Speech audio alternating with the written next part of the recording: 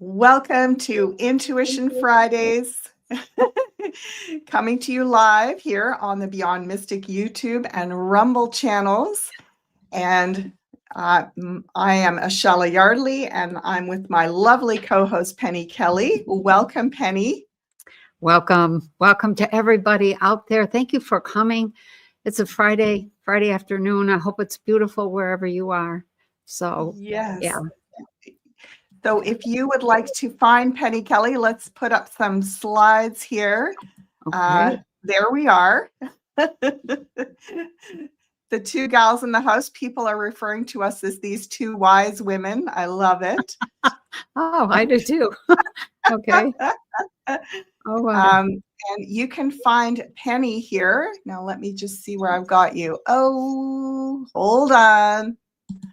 I've got to get your site up here. I thought I had it up. And there it is. Okay.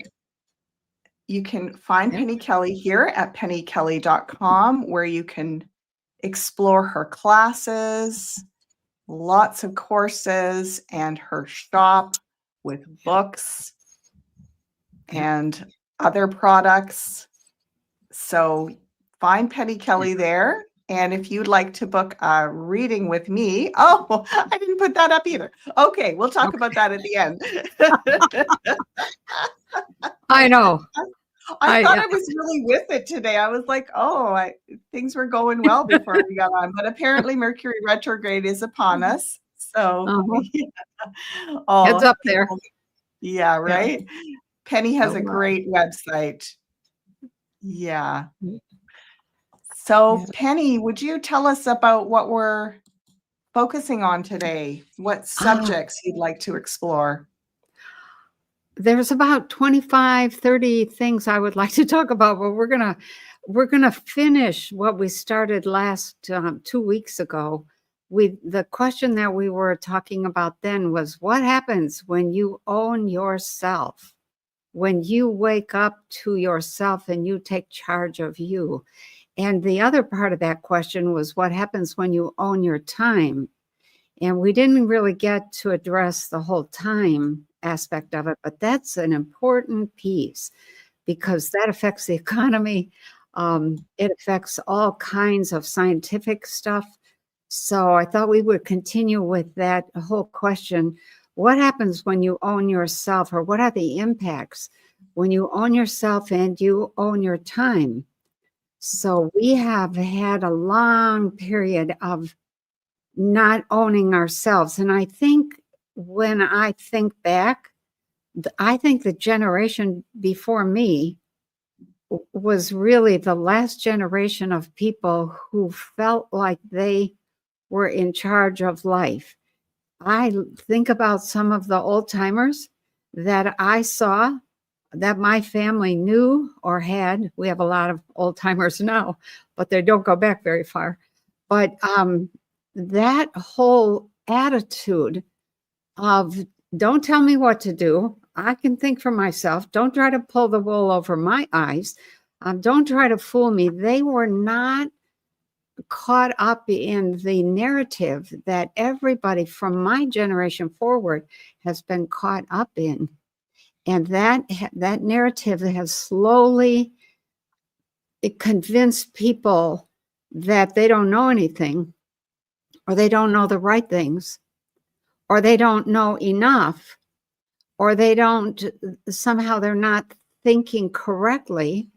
And once you succumb to that kind of thing, then all of those things that they promote become true. You don't know. And they have been, as a result of that, able to lie about a lot of things. The history, what's really happening, the government, the trade deals, what's going on, who's really in charge, et cetera, et cetera. And people have been successfully distracted with all of the social media, the dramas, the constant worries about the world is falling apart, et cetera, et cetera. And so we end up in this place where we're like, we're a bunch of scared rabbits. And that really takes away our power. And so we talked about power last time. So this time, what kind of power do you have to step into in order to own your time? And we are moving past this idea that the clock rules us. That's not really true. Consciousness rules us. And we are moving into a time and a place. And I think maybe not the last time we talked, but maybe the time before that, I had wanted you to look at some video and I sent it to you and you didn't have time. Remember that? Yeah. And you said, oh, I saw that. You had seen it anyway, just the day before. And that's the kind of timing that I think we're headed into, where we recognize the connection there with somebody, and we don't really get a direct telepathic message that, where I'm saying, Ashala, would you watch this video? It's short and, etc. But you feel that and it comes up and then you do it. And then, the discovery is, oh yeah, I did it. It's that kind of timing. That is multidimensional timing. Yeah, we are moving into that. So no need to wait for the email with the link to the video. You just get the message and you do it. And you don't even know why you're doing it until maybe later you go, oh, wow, I'm really glad I saw that. So that's a different kind of time. And when we move to that kind of time, what does that do to the economy? What is our economy based on? It's based on people showing up for work at the same time every day, working X number of hours, taking, a coffee break and a potty break at the same time, everybody in lockstep, which I call clock step, all at the same time. And we don't even realize we're just like a herd of critters being run through our paces. When you start owning your time, that's no longer acceptable. People don't want to do that anymore. So it's, it's so ironic, speaking about being in the time frequency together, Penny. And of course, Cliff talks about this when he talks about ontology, being in the ontology of we're in the same time, space, frequency zone. Right. So we're going to be receiving similar messages universally because we're in that timeline. Right. And it's so fascinating that this last week, well, a few days ago, yesterday, I guess it is. Oh my gosh, it seems like a week ago to me now. But during the Rabbit Hole show, Crystal and I were exploring the whole effect of time changes, like we have the daylight saving time changes, and also we were exploring the distortion of time with the calendar systems going from 13 months to 12. And when I did cards on it, I saw a really big turning point about 2,000 years ago where the Roman Empire started working on manipulating time. Oh, and bringing us into, what do you call it? What did you just call that? Not lockstep. Clock time. We're clock into clock. Time. Yeah, we're clock. It's clock step. Clock time. Clock steps. So that, and you brought this up, just so you all know, folks, Penny came up with these ideas separate. We had no discussion about it. Right. And she's getting the same feeling this week that this is important. And my cards, Crystal, on our YouTube channel, we had pulled cards on it just randomly because someone asked about it, and they were so potent. It was like, that's some of the biggest energy I've looked at in 2.5 years. And I was like, wow, this is up right now. We need to be talking about time. Yeah. We need to be talking about the effect of manipulating to our experience of time. Like you said, own your time. Yes. And that includes knowing what real universal time is. What is it to be in time and space? And I was getting that we are in alignment with the spheres, with the solar entities, all the different relatives in all the solar systems. Yeah. We are in a time relationship, and we monitor that with this big satellite dish that is our activated, the top of the toroidal portal. Right. Right. And when we try to disrupt our direct relationship with that by saying, oh no, there's not 12 cycles in a year, or sorry, there's not 13, there's 12.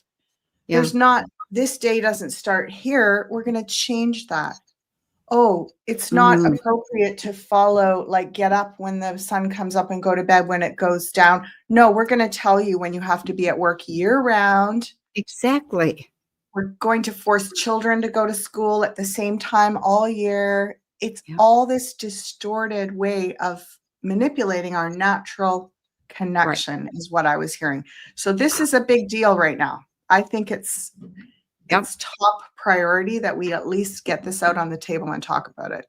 I agree. And once you own your time, nobody can really tell you what the quote unquote real history is. And I love that. I know I was thinking just this morning, as I was running around trying to get a few things done before this talk, there was this memory of the Transylvania books. I don't know if you had read those books, the Transylvania series by Peter Moon and Radu Chinnamar. And they had discovered a huge underground bunch of materials, we'll just call it that were obviously saved a long time ago. They were inside a mountain. And those materials, if you haven't read, people, if you haven't read the Transylvania series, oh my gosh, it is so important. And that was one catch of materials and equipment that runs by consciousness, and that was obviously set up by people a long time ago. For example, there were some tables in this chamber, this underground chamber, and you would go to the table, and I don't know if you touched it or if you just looked at it or what, but what would display would be this, like a computer generated image would display itself. And you could ask it, what happens when you mix this genetic line of people with that genetic line of people, or these two genes, et cetera, et cetera. What kind of person do you get? And you would see the finished person in that computer generated image.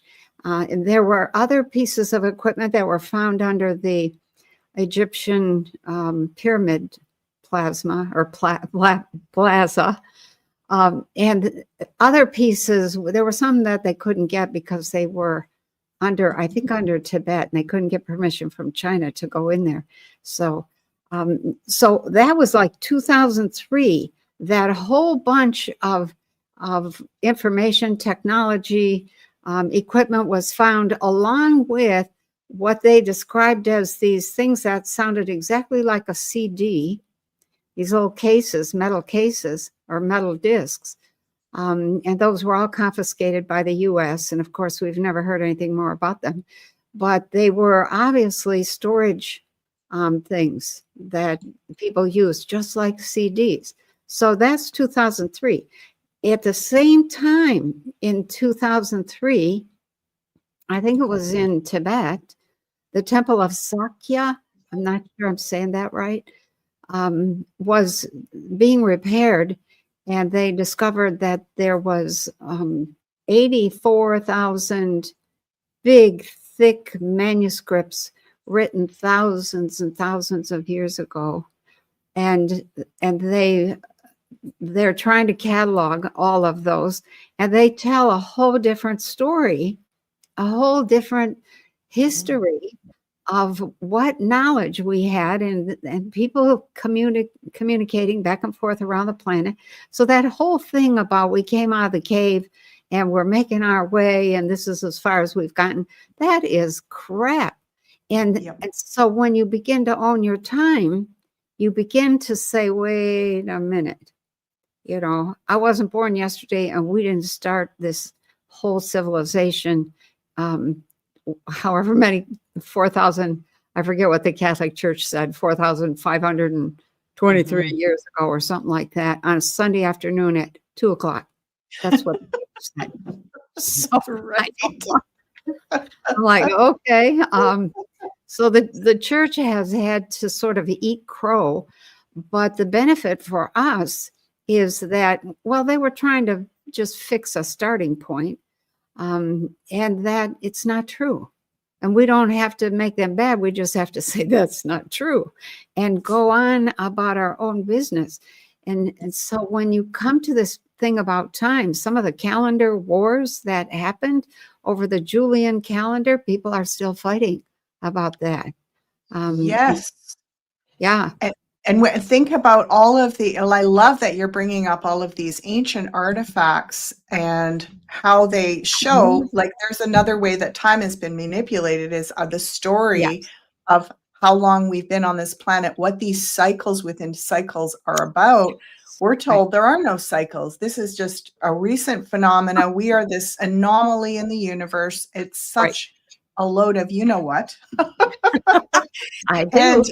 But it distorts our experience of reality based in where we are in time, because we are in cycles. And consider this, everyone. Someone had mentioned, Stonehenge was a device for telling time. All of the sacred sites. Isn't it fascinating that they were all in circles? We have the Mayan, long count Mayan calendar disc, which was a circular device with all of these segments in it.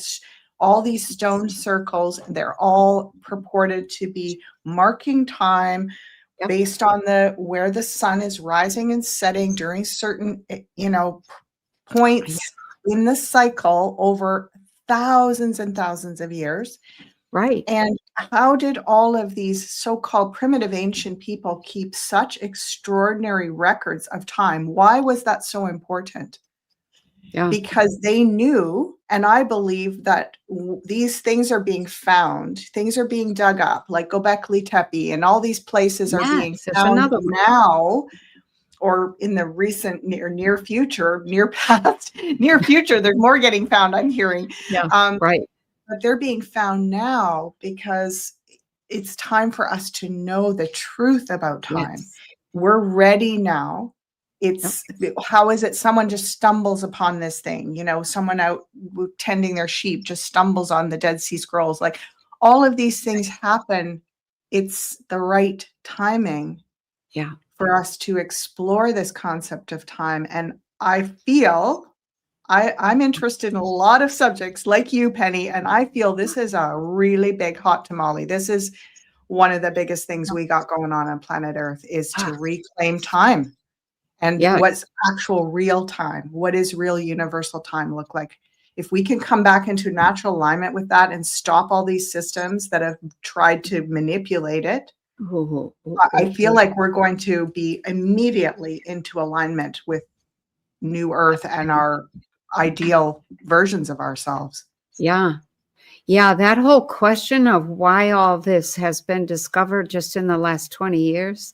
I mean, there have been things discovered prior to that, but they were pretty much confiscated and hidden. And then what was let out to the public was made to fit what the church and the governments had already said this is how it was. So they took what they discovered and said, well, we're going to say it said this. AI, AI has such big applications for those kinds of things. 84,000 books in this library, or, some of those books are, I think they were, what did they say? Some of them were like 5 feet tall. They could barely open the pages of the book. That's a lot of information. And AI is the one that can look at that and decipher it and, come up with something quickly. It'll take humans the next 100 years to go through all that information if they can preserve the books. So the time in terms of, bringing it down to us in our everyday, if everything is a cycle, why are we finding all this information at this point in time? And what are we cycling forward into that we need to know about in order to survive? Obviously, some things from way back have not survived. And the question becomes, why? What happened?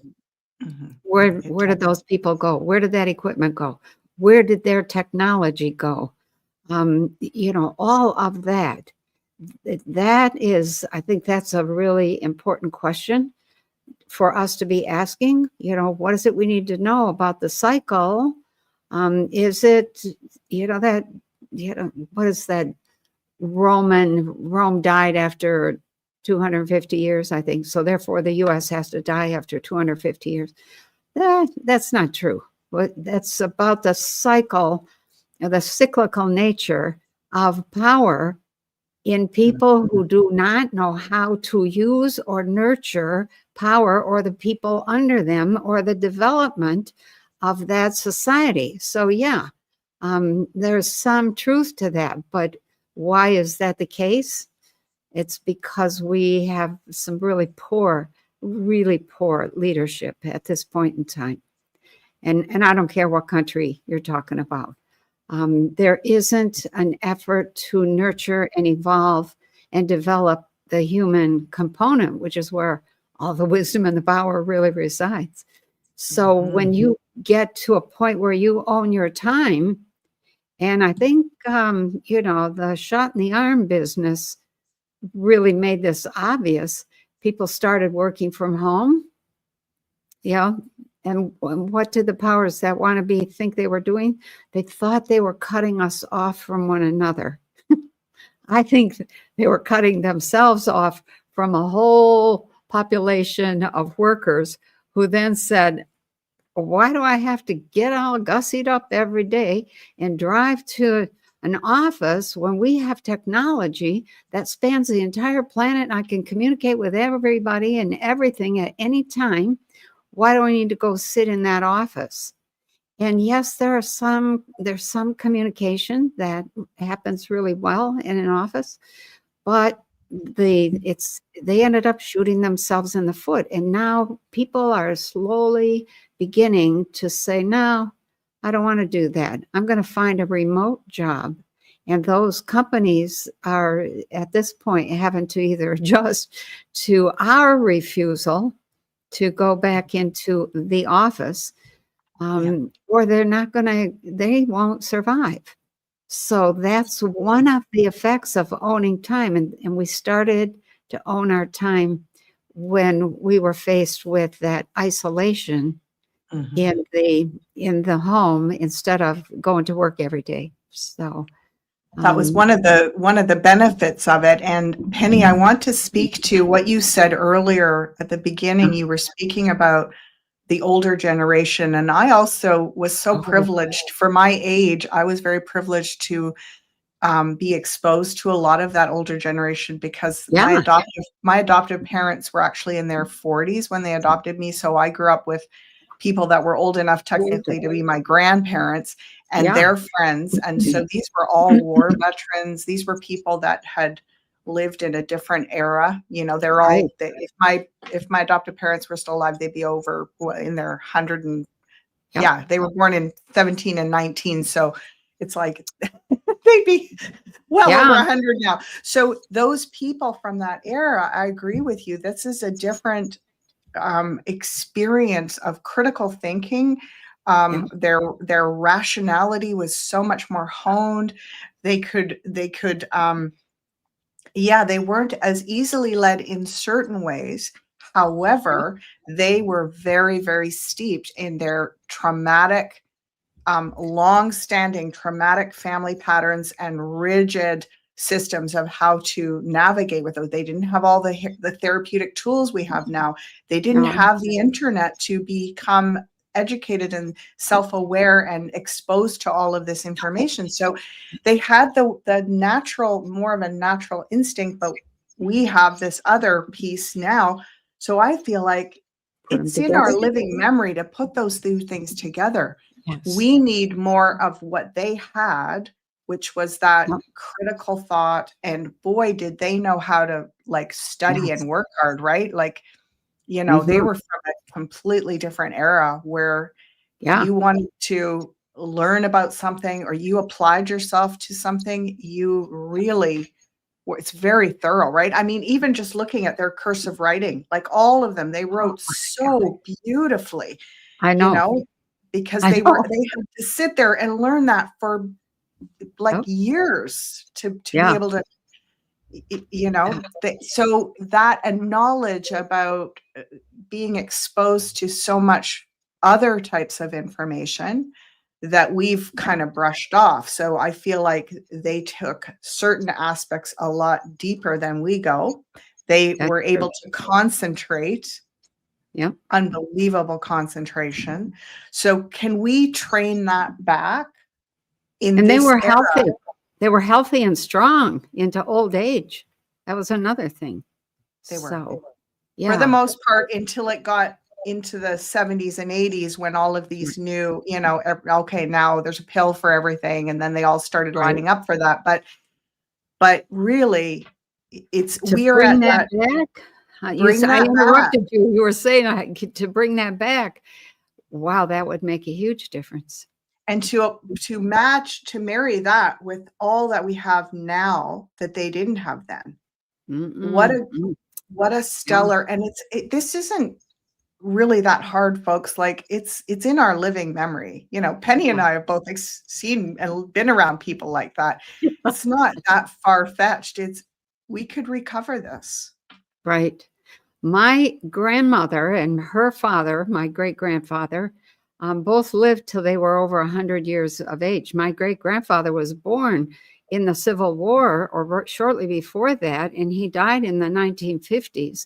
So he was born somewhere in the 1850s. And the outlook, the understanding of how the world worked back then was so obvious to them. And my grandmother she's the one who made the comment. She's watching a television set, which she thought was an absolutely miracle machine. And she's watching, this was 60s when 69, 70, something like that, when we were reporting that we went to the moon.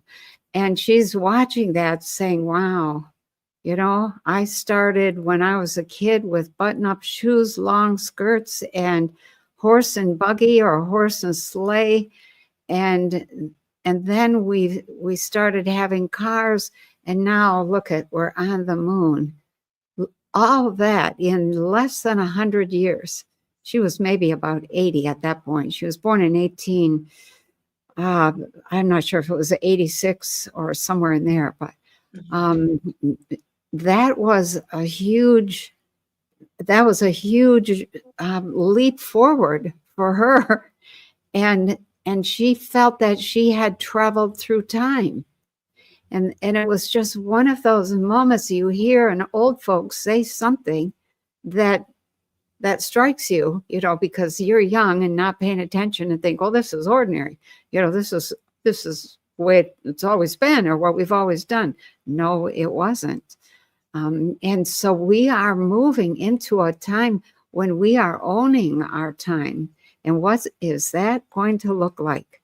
How is that? What kind of economy is that going to support or nurture or build?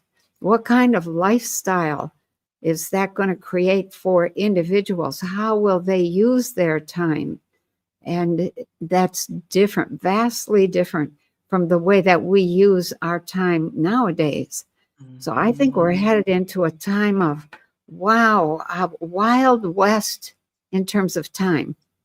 And I call that multidimensional time, so that we're no longer linear. Linear means predictable.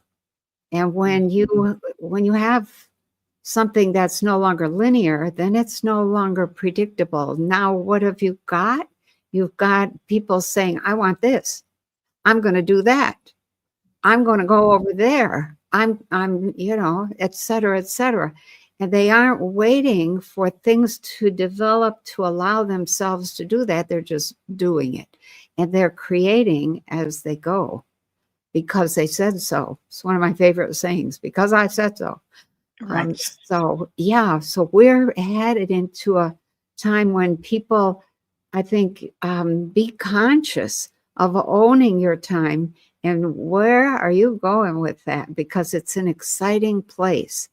It's a place that has more power, more creative ability, more juice behind it. And that is going to create something completely different from what we have been thinking we're going to have as the future. So, and that's, owning time. I've got some notes here. When you own your time, what happens to science? The best science in the world today is coming from homeschooled kids and people who have said, I don't want your funding because I want to study what I want to study. I'm going to own my own time and energy. What happens to science when you do that?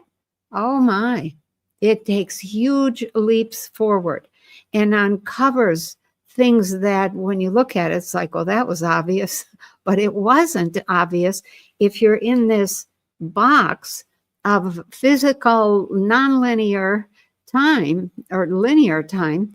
And when you get outside that and you become nonlinear, then your science becomes nonlinear, and huge, I'm going to say, leaps and connections will be made in science just because we own our own time.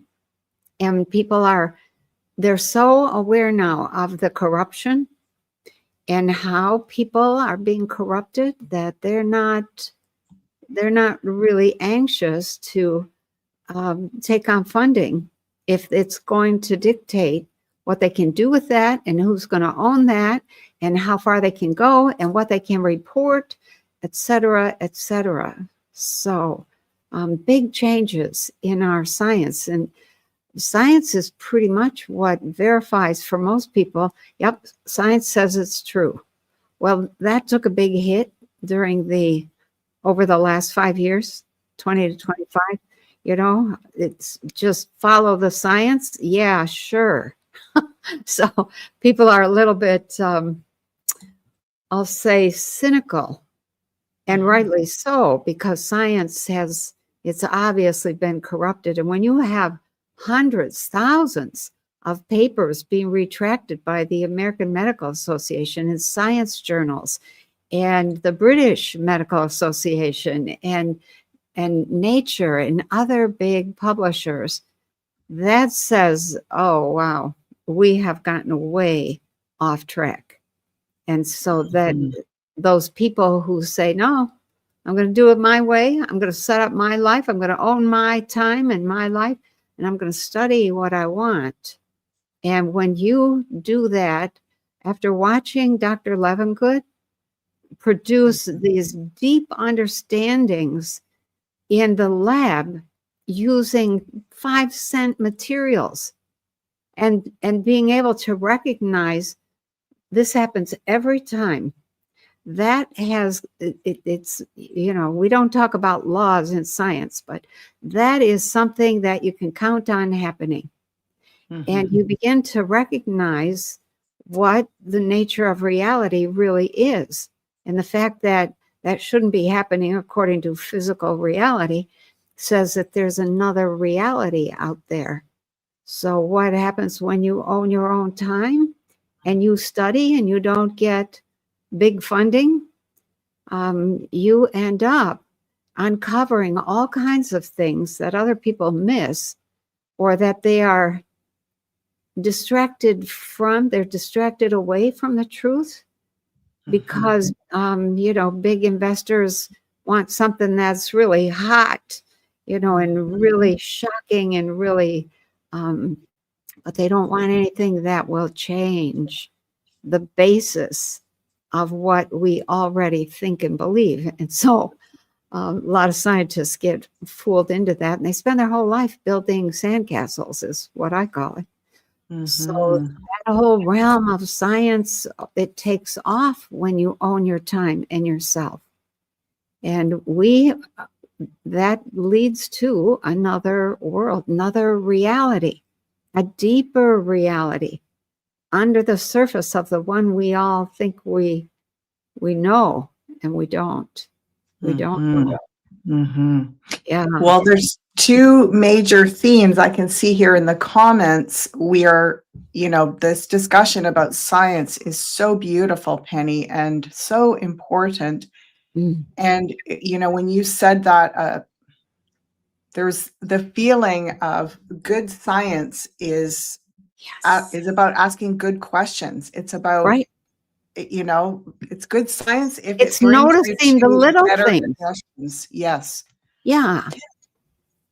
And the other thing that is kind of relevant to this, I think, is how when you're speaking about being able to say, I don't want your funding, I'm going to own my own time, or I don't want your work schedule or your corporate agenda, your industrial, military industrial complex agenda, I'm going to own my own time. Then we jump over into the time is money category, because how do people sustain themselves without playing the time machine game is what I'm hearing. We're all jumping into this time machine because that's where money is miraculously pops out the other end when you jump into this time distortion machine. Like, I don't own my time anymore. I'm going to sell it to the corporate and they're going to spit back at me money. Yeah. Right? Yeah. So what happens if that corporation goes down, or I've been watching Home Depot for the last probably 6 months or so. And because we go to Home Depot, and my son does some carpentry stuff for other people, and they have gone from a really smooth, well-oiled machine to something that is very parsimonious and very limited in their thinking, and very uncooperative. And they recently turned down a $7,000 order because they said, no, you either have to pay cash for that, a check. We won't take your card. And so even though the card was a debit card with all of the money there, they wanted it to be, if it wasn't a check, then they wanted it to be their own charge card, the Home Depot charge card. And so it's a way of forcing people to open an account that they are in control of, et cetera. And I think probably 5 or 6 times this one order was rejected. No, you can't use that card. Nope, you can't use that card. Nope, you can't order over the phone, and you couldn't use a debit card. You had to use their account, or you had to go into the store and give them a check. And I thought that was ridiculous. So that says that they're struggling, because when you're doing well in business, you're generous, everything is possible, you're open. Yeah, we can, we'll give you your refund, or, we'll make some personal decisions about that order, et cetera, et cetera. But when you're not doing well, now you're watching. Now you're like, okay. You get very, very choosy and very, very tight with your money. So I see that in Home Depot, and I keep thinking, I see some of that in other places, not as bad. But that says to me that the big corporations, they're not invincible. And they hide what's really happening with them very, very successfully. And so if we lose those big corporations and there's no one to sell your time to, then what? Then what do we do? I think, it is the small business that really runs America, runs the world. Small business is everything. Mhm. It And is. yeah, and It even is. though the corporations are big and they're flashy, it's the stability is in all those small businesses. So Mhm. And it we're at a go ahead. yeah, well, I was gonna say it's also the quality of everything, right? And so I think about we have the corporation, the big, old, longstanding corporation of the Hudson's Bay Company here in Canada, and Yep, they had their store, their flagship stores for, I don't know, over 100 years or whatever. The Bay, it was called the Bay, yep, and or it used to be called the Hudson's Bay Company. I used to go there with my grandmother, who was also born in the late 1800s, yeah, and she would be like, we have to go to the Bay because I can get a quality this and a quality that that's right. and and well, I go into the Bay shortly before it closed. So it's now, I don't know how or why did it go bankrupt, what happened, there was a foreclosure or a liquidation, whatever, I don't know what happened, but the last few years, you would go in there, exactly what you just said, and it was so shoddy. I mean, Yeah. it started to feel like a bargain basement store. You couldn't find anything. Everything was so poor quality. And Oh, I was like, my grandmother would be turning over in her grave right now. She would, I mean, there was you couldn't get help. yep, So this feeling of we're getting also down that dead end of the quality of things. It's not even worth buying them because they don't last for more than a month, right? yeah. Oh my And gosh. so I always like to talk when you said that, the small business, the small business person, the smaller industries that go back to making small batches of quality things. Yep. And I love to refer to the phenomena of the craft beer industry, which is all over North America and other parts of the world Yes. too. And it's taken these big corporate, beer companies Right. and just knocked them over because people are willing to pay more for something that actually tastes good. That's You right. know, it's That like is so true. Oh my. And it's a perfect example. a perfect, So and it's literally changed the entire landscape of that industry in what, like less than 2 decades. It's yeah, completely changed it. yeah, And I that, know. how did that happen? That was a group, like all these little independent indie Yeah. people, small businesses that got together. Now you got a microbrewery in every little I corner, know. sometimes in every neighborhood. It's so wonderful. Yep. And you'll notice with those that when they sold out, because some of them got really too big for their britches, they sold out and the quality went down and people just said, moving Yeah. on, next, let's go to our Yep. and really people love the new ones that are even Ah, smaller and more remote, and they're doing experimenting with these new recipes. And right. so this is where we can go with everything, folks. We could go back to local manufacturing, high quality, Yep. and yes, we're going to have to pay differently, and we're going to have to pay attention to different priorities, right? Like maybe you don't have 100 of these things, or you don't consume as much, but you wait for the quality thing like our Right. grandparents and great grandparents did. And I think not only that, when you're buying quality stuff, for some reason, those items satisfy in a long-term way that junk just doesn't satisfy. The junk becomes landfill doodads that you get rid of 6 months or 2 years later. They don't mean anything. They aren't made well, and they aren't made by anybody and they don't hold up. And it's just a whole bunch of things that are so much better with local craftspeople. And that's coming. That's coming. And I see that right on the cusp of a mushroom. It's going to mushroom over the next 5 years. So, yeah, beautiful change in our appreciation for quality.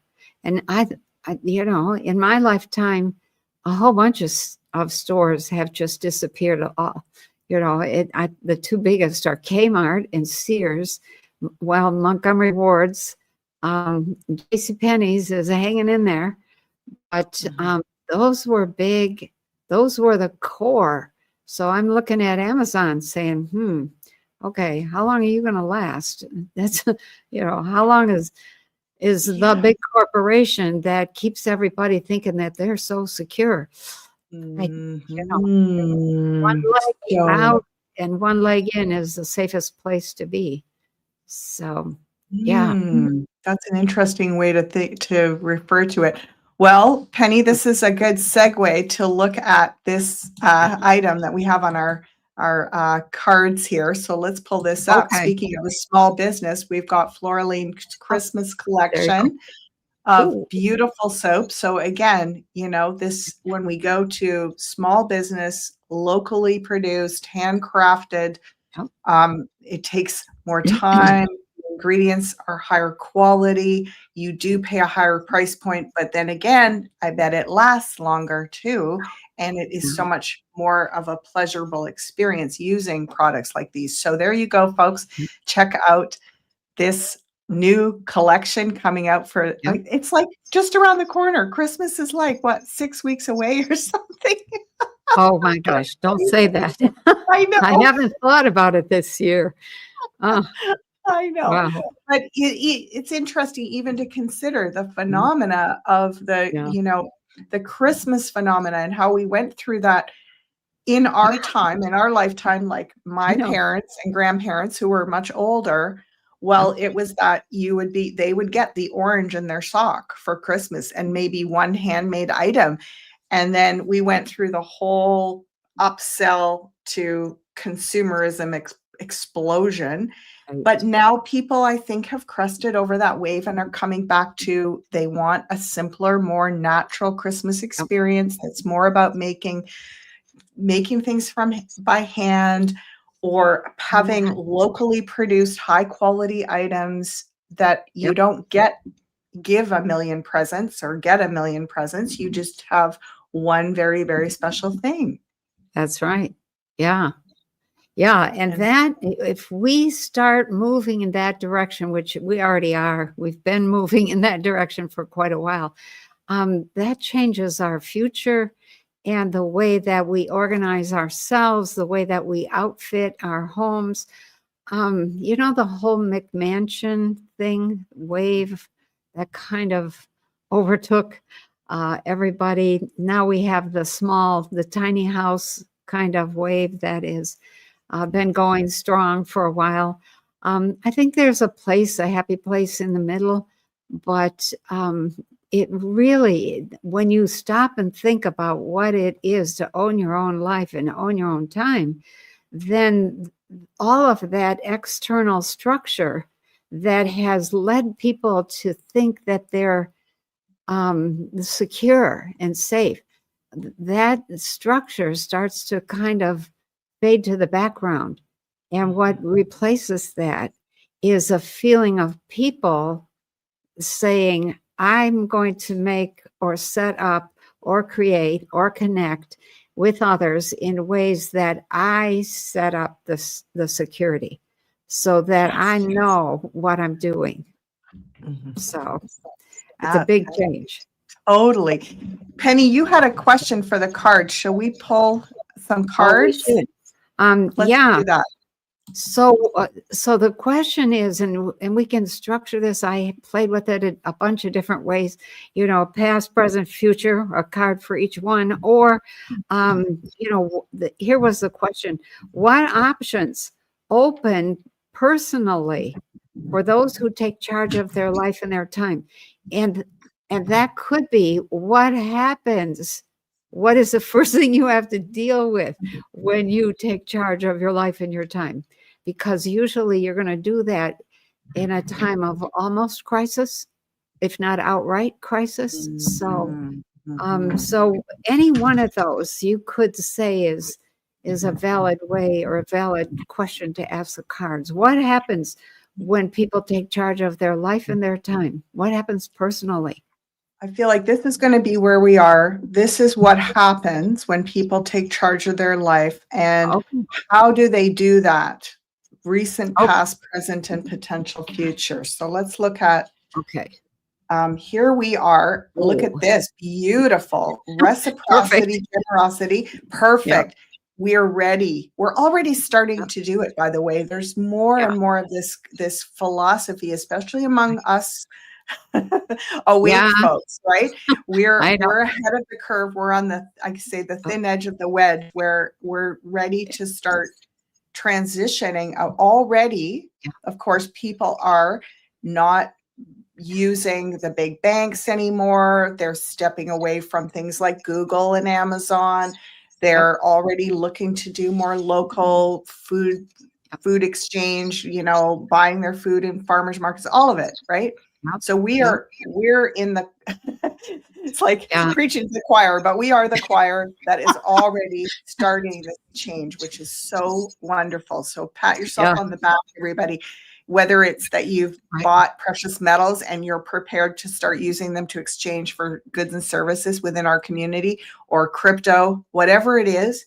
Yep. We're ready. We're the pioneers that are on this new wave, is what I'm seeing. And what does Oh, it wow. mean? What does it mean to own our time? It means we're wealthy. It's the most wealthy card in the tarot out of 78. It I means know. when we own our Uh-huh. time, we're wealthy beyond imagination. All the wealth Yeah. that's actually available to us, with resources, human ingenuity, labor that is not exploited, that is like Yep. when people choose what they do and give their very best quality. And as you said, presence, attention, the ethics, the reason why you're doing what it is, whether it's science or education, whatever it is, if you're in an Yes. integral alignment and doing it for the right reason, it's going to create more abundant results. Yeah. And when Wow. those results get shared with the community within the group, Yep. everyone benefits. It's not just like one person gets rich and everyone else goes down the drain. Everyone It's gets taken care of.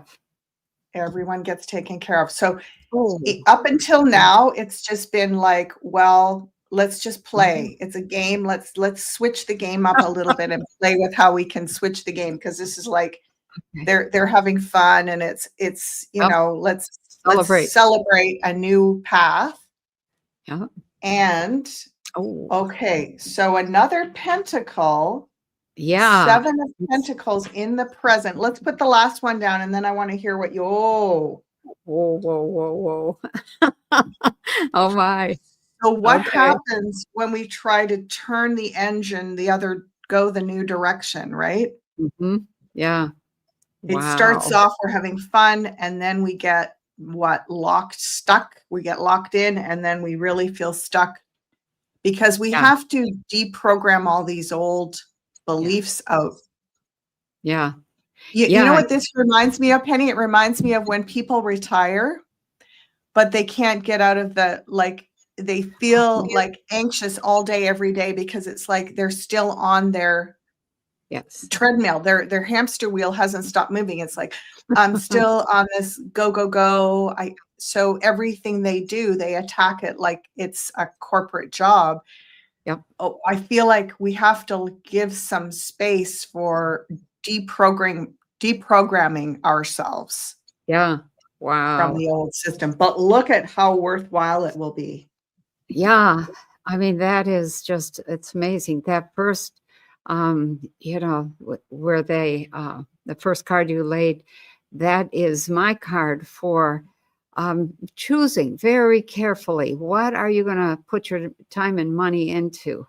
You're going to feed this beggar or that beggar or this job or that project, or what do having to decide and keep your life in balance at the same time, your physical, material life in balance. That's what pentacles are.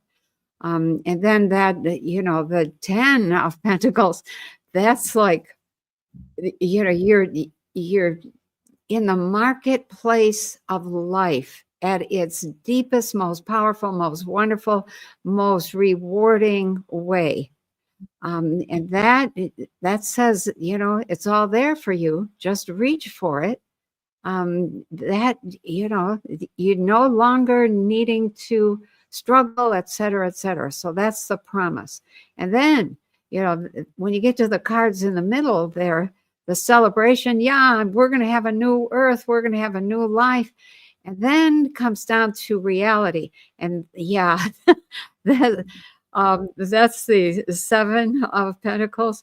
And that's my card of, man, I've been cultivating this thing for forever. Is it ever going to grow? What's going to happen? Is it worth it? I'm not sure. And what you run into in the core self is all of the biases, all of your own built-in limits, all of your own shortcomings, all of the things that you think have trapped you, and you do have to face those. And otherwise you can't move into owning your life and your time. Mm-hmm. But the swords indicate there's a way forward. You have to walk through a little bit of emotion. That's the water. And you might get your feet wet. You might get your robe dirty at the bottom. But yeah, you're not really stuck.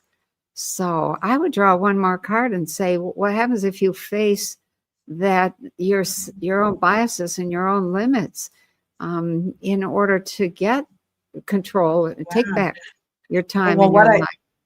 What I often do with this spread is put advice on either side. So let's see. Oh, okay. There we go. Another six of wands and emperor. Okay. So power. Yeah.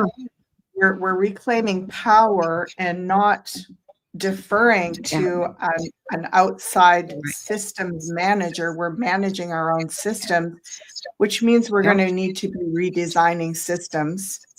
Yes. We can't just expect things to work well because we've dropped the old and we're just going to do it all willy-nilly by the seat of our pants, right? We're going to need to establish new systems, but they want to be flexible, not rigid. They want to be power neutral and aligned with, reciprocity and generosity, not with power dominance and exploitation. So we want to rebuild, but not in the old model. It wants stability. It wants structure, form. We want to set up systems, but we don't want them to be in that old power dominant, because power, right? Yeah. So it's how we set up these new systems. They're going to be flexible. They're going to be mutually beneficial, win-win situation, reciprocity, balanced systems. I love that we have 2 6s. So 2 of a kind to me is we're mastering. This is the energy of balance, harmony, reciprocity. So we're going to do it by little incremental baby steps. This is the little wins, the little baby victories. Right. Little step by little step. We're going to shift this old system and rebuild a new system underneath, but this new one is so much more, I want to say, high frequency. It's like, it's not rigid and stuck in this locked in energy. No. And I think, looking at those cards, if we can go back and touch that sense of celebration when we feel stuck or trapped by our own ideas and biases and limits and debts and, physical conditions and all of that, then we can get some of that energy for the success of the those little wins, those successes of the wands card. Wands are all about taking action, little step at a time, little bit, little more. And the 6 is, look, people, this is reality. That's what the 6 represents. Just go deeper than the surface is what the actual number 6 demonstrates, is spiral inward.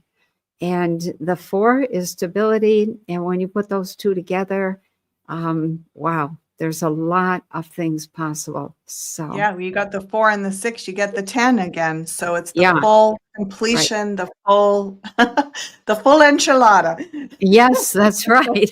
Is what's available to us. Yeah, and I think if we look around, and we're not too afraid to look around, we'll see the little signs that, it's breaking down. The old is breaking down. And I think it's breaking down at just the right rate to allow people to, little at a time, have to confront, what I was doing isn't working anymore. And so not everybody is down at the same time. So it gives some people are holding the whole thing. Some people are holding the old thing. Some people are holding the new thing. And some people are making the adjustment. And that's just a beautiful way of moving into that place where you're in charge, where you own yourself and your time. And it works without overwhelming destruction. If there's something happening, it's going to be usually limited to yourself and your family. And it is traumatic when that happens. But you can look around and say, okay, there's options out there. If the whole thing falls, there's no options. And now we're, back to scratch. Yes. and scratching a living from the earth. We don't want that. So I think it's a beautiful way to make those little steps and to make those changes. And it's exciting, and people can look around and say, well, they dealt with it. Well, and look at they're okay now, or this one handled it, or you talk to people, you get new ideas. So, Yes. we're headed towards something beautiful. Ideas and innovation and human ingenuity is going to be the gold of the future. That's what we'll be trading. We'll be trading that because there's so much wealth of resource, because there's so many of us. And now that we have this connection where we don't just know the people in our little locale, we get to know people all over the world. We get to go online and type in what it is that we're working on in our little corner of reality, and we get to see 100 people all over the world doing something similar. Oh, and this group does it this way, and this group is doing that, and this one has innovated that. And we all get to, we don't all have to reinvent the wheel every day. We get to share. We get to cross-pollinate. And this is where we're going, and it's timely. I want to just end off with circling back around to time, Penny, because, it feels to me like there's a time for things to happen, and people often in our community want it all. Can we just get this over with and get on to New Earth? And when I was studying anthropology years ago, we looked at, and I might have mentioned this already, about what happens to cultures, that cultures can actually adapt. So a society and a culture can adapt beautifully. They get so innovative and creative in how they adapt to different things, unless the change happens too fast, and then they destroy it. It's destroyed the culture. So it's essential that we go through this systematically in timely fashion. We don't want all the old structures to come tumbling down this month, because we're not ready. But as we innovate, one little microbrewery at a time, as we start reclaiming our time and our communities and our own lives, deprogram all of that time garbage out that's been so distorted, it's going to take time. It's going to take time, but we have the time. Yes. And we want to take the time and own that time. Yeah. Definitely. So, speaking of time, we're going to ask for a little bit of your time to share with you something here. I think it's pretty cool and important. So we've got a survey up on the Beyond Mystic platform. You can find the link to this survey below. And this is basically, it's a 3-minute of your time survey to get a perspective on where are you at in terms of your priorities. What would you like more of on the platform? This is your opportunity to guide the direction of where we go, because there's so many different angles that we could go down. And I do see that the whole truther movement is starting to transition out of the kind of immediate reactionary, like news, predominantly I do extreme too. news focus. We're wanting to get into different aspects of solutions and evolution with this, our incredible insights and perspectives. So please please check the link below. Go and fill out this survey. It will be really helpful for us to know what you would like us to grow towards in the future. Okay. Yeah. And I think that's us wrapping up, Penny. I think we're out of time. I think we are. Okay. Yeah, I hope, I'm just going to say, I hope people will give themselves permission to own their own life and own their own time and not feel like they have to do something today because of that decision.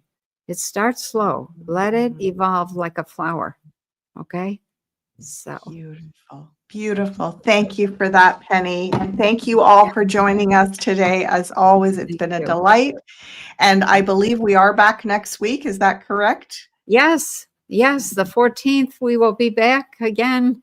So, wonderful. And the week after that, no, but next week is good. So, and I do have a topic for next week already. So can you give us a hint? Can you give us a preview? It's about bloodlines. So, yeah. Okay. Stay tuned, everybody. Things are going to heat up now. Okay. Yeah. It's time. It's time. Okay. It's time. It's been wonderful sharing with you as always, Penny, and see everybody tomorrow. I'll see you on my forecast for the week. Have a beautiful rest of your day, evening, and we'll see you soon. Bye for now. Take care. Bye-bye.